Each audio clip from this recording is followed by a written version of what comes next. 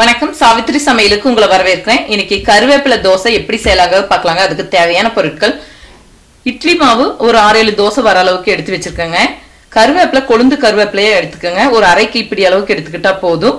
நீங்க வேணா கொஞ்சம் கம்மியாவும் எடுத்துக்கலாம். ஒரு சிறுதுண்டு அளவு இஞ்சி, ஒரு பச்சை மிளகாய். இதை நல்லா மிக்சியில போட்டு நல்லா நைஸா அரைச்சு எடுத்துக்கலாங்க. இப்போ கருவேப்பிலையை உருவி போட்டு பச்சை மிளகாய் இஞ்சி சேர்த்து அரைச்சிக்கலாங்க.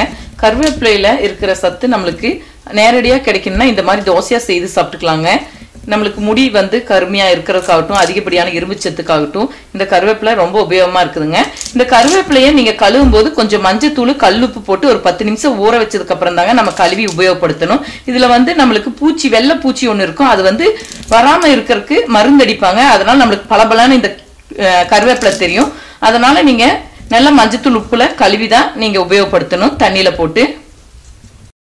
இஞ்சி, பச்சை மிளகாய் இதை போட்டு நல்லா நைஸா அரைச்சுக்கலாங்க. அளவான தண்ணி விட்டு உப்ப நல்லா நைஸா அரைச்சு எடுத்தாச்சுங்க. நான் வீட்டுல அரைச்சு இட்லி மாவு தான் எடுத்திருக்கேங்க. இது கூட இந்த கலவையை சேர்த்துக்கலாம். உப்பு பத்தலைன்னா கொஞ்சம் உப்பு சேர்த்துக்கலாம். இது உப்பு போட்டு நான் கலந்து வச்சிருக்கிற மாவு தாங்க.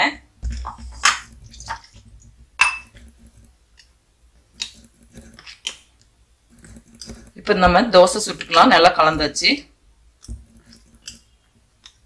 இப்ப தோசைகள் காஞ்சிருச்சுங்க. நம்ம தோசை ஊத்திக்கலாம். நல்லா கலந்து விட்டுக்கணும் நீங்க மாவை.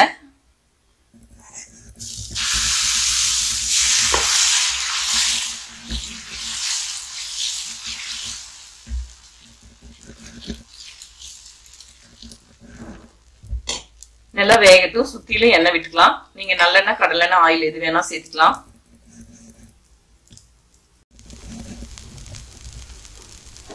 தோசை வெந்துருச்சு. திருப்பி போட்டுக்கலாம்.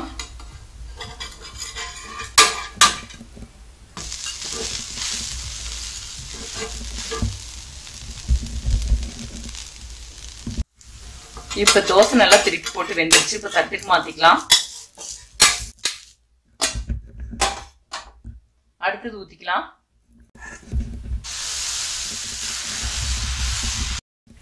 இப்ப சூப்பரா சுவையான ஆரோக்கியமான கருவேப்பிலை தோசை நம்ம செய்துட்டோங்க.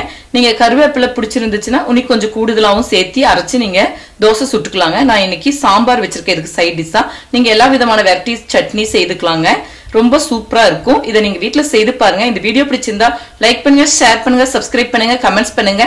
மேலும் பல சமையல் குறிப்புகளுடன் சந்திக்கிறேன்.